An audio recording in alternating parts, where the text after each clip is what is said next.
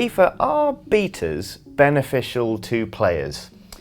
It's an interesting one. I think sometimes yes, but then a part of me thinks that nowadays, one, betas have kind of become the cool word for demos, and two, a lot of games seem to have it rolled into their whole marketing strategy. Yes. And in the case of things like The Division, for example, it feels like they have betas just because to get like a little bit of a excitement and hype going, not because, although to be fair, this test that's happening now is going to be a good stress test for servers, but it just seems a bit too close to launch to actually make any meaningful changes to the final game, you know what I mean? Mm-hmm. I mean, it's the end of January now and The Division launches in March. So certainly with like physical copies, there's nothing they can change there really. So there's stuff they could patch in, but I think you're right. I think they are just server testing at the minute. And, you know, I guess, you know, people are excited about The Division,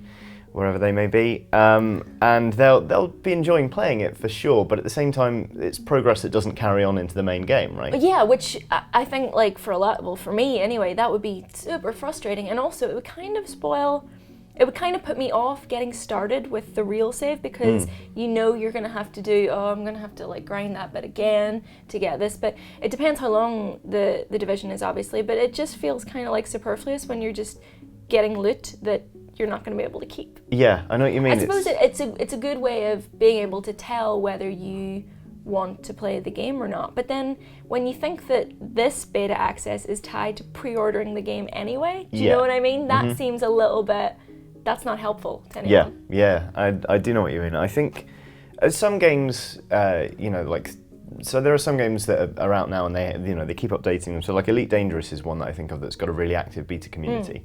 But those people are like hardcore fans anyway who want to get a handle on the new stuff so they can plan out their strategy when it goes live. Yeah. And they, you know, so basically when you get, say, a ship or buy anything in a beta, in Elite Dangerous, it's about 1/10 of the cost. You don't keep it, but it means that you get to play around with stuff that you otherwise couldn't afford. See, that's fair, I think, because really when you think about it, like, developers are getting free labor from people. Like, that, you pay people to do like these sorts of things, and yet, you know, people are actually excited and are fighting to get access to these things. Yeah.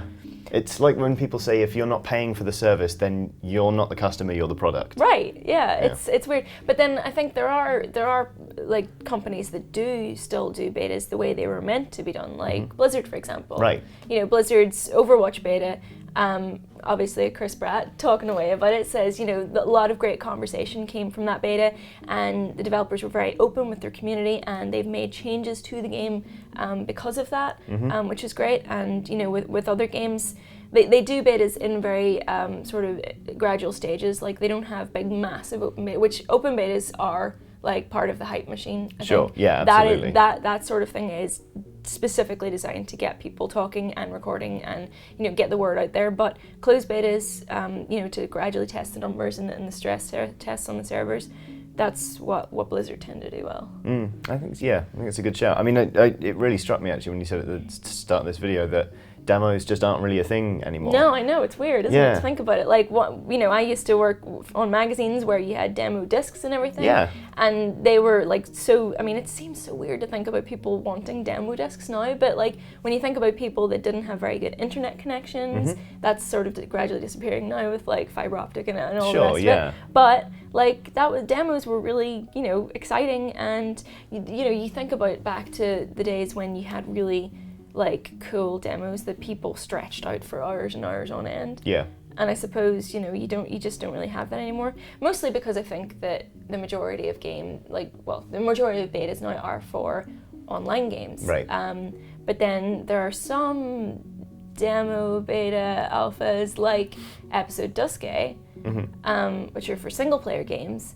And I suppose that's not really a beta, that would technically be an alpha because they probably didn't have any, they're not close to having a finished product at the minute, but that obviously helped the developers because they've changed the AI because of that demo.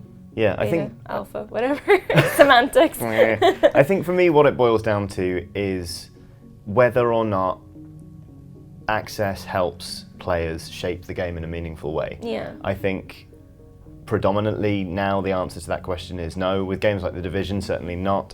With others, yes, which is good, but yeah, for the most part. Well, you have to wonder, like, if betas are really like so beneficial in most cases, then why are games still launching that are fundamentally broken? Right. Unity had betas, you know what I mean? Look what happened there. Allons enfants de la patrie, le jour de gloire est arrivé. I think for a large percentage, it's just PR is being a little bit cheeky, and which is fair. You know, as long as people get access and you know the word gets out and whatever. But then, I don't know. It's maybe on a case-by-case basis. Yeah. Well, I imagine the comments of this video are mostly going to be dominated by people arguing as to whether we should be saying beta or beta, since we both said it both ways. But it would be good if you could also let us know what you think of them in general as a thing. Are they useful? Are they good?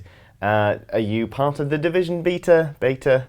Anyway, no matter what your feelings, let us know. Pronunciation. The thing about game-breaking bugs, and I guess bugs in general, is that I think some others were maybe a little bit too optimistic about this new generation of consoles in particular. Games were making this big step forwards. They've got more hardware to work with, so more powerful machines, surely less or fewer bugs, and that's not actually really how it works, I guess, particularly with anything with like a big sandbox like that.